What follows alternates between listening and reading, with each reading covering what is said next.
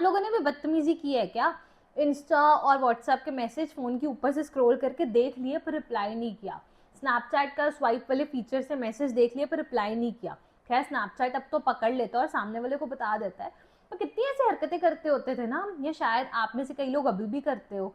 क्यों यार? मे भी सोसाइटी या उम्र की हवा हमारे दिमाग में सब कुछ उस टाइम पे डालती थी।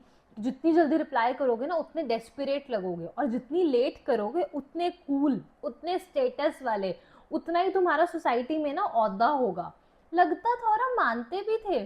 पर इस उम्र में आके या इस स्टेज में आके मुझे पता कैसा फील होता है कि आजकल लेट रिप्लाई करने वालों की इतनी वैल्यू नहीं है जितनी वैल्यू कंसिस्टेंट, मैं क्या बोल रही हूँ, जितनी वैल्यू कंसिस्टेंसी की है। जेन्युइनली मुझे ऐसा फील होता है कि बिकॉज आज के टाइम पे अगर मुझे कोई लेट रिप्लाई कर रहा है ना 1.5 घंटा 2 घंटा, मुझे पता क्या लगेगा कि वो किसी और से बातें कर रहा है, वो किसी और को अपनी एनर्जी दे रहा है।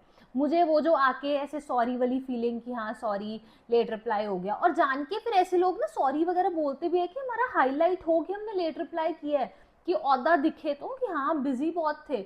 मुझे वो जेन्युइन नहीं लगता। भाई तुम एलियन थोड़ी ना हो। हमारे माँ बाप नहीं आजकल 1.5 2 घंटे के लिए फोन छोड़ पाते, और तुम हमारी उम्र में तुमने 2 घंटा फोन ही नहीं चलाया। बुलशिट, मुझे समझ नहीं आती है चीज। जिसको जेन्युइनली करना होता है वो करता है।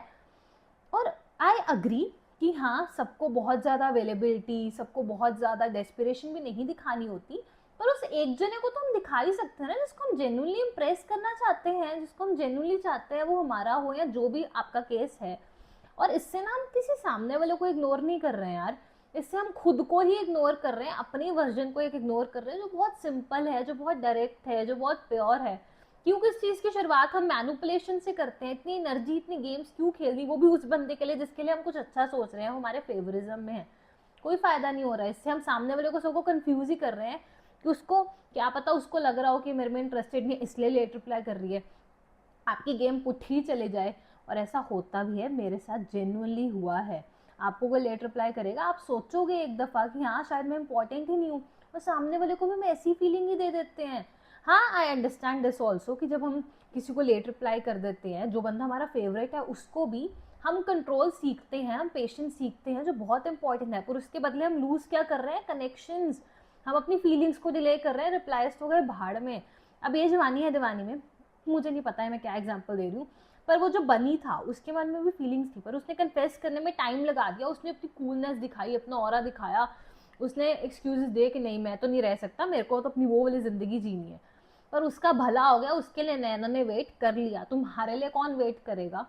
कोई कूलनेस नहीं है डिले करने में, कोई कूलनेस नहीं है एटीट्यूड में, स्पेशली आजकल के ज़माने में। मुझे ऐसा नहीं लगता।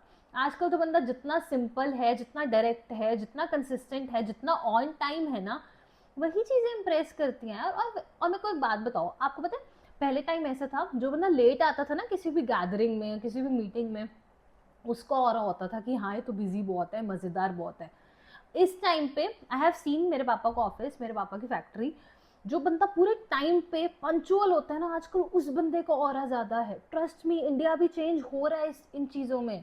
अब नहीं वो पुरानी वाली चीज़ें रही कि हम खुद को वो एटीट्यूड ईगोइस्टिक दिखाए तब लोग हमारे पीछे रहेंगे। नहीं, आजकल लोग सिंपल पीसफुल लोग ढूंढ रहे हैं, वैसे बन जाओ।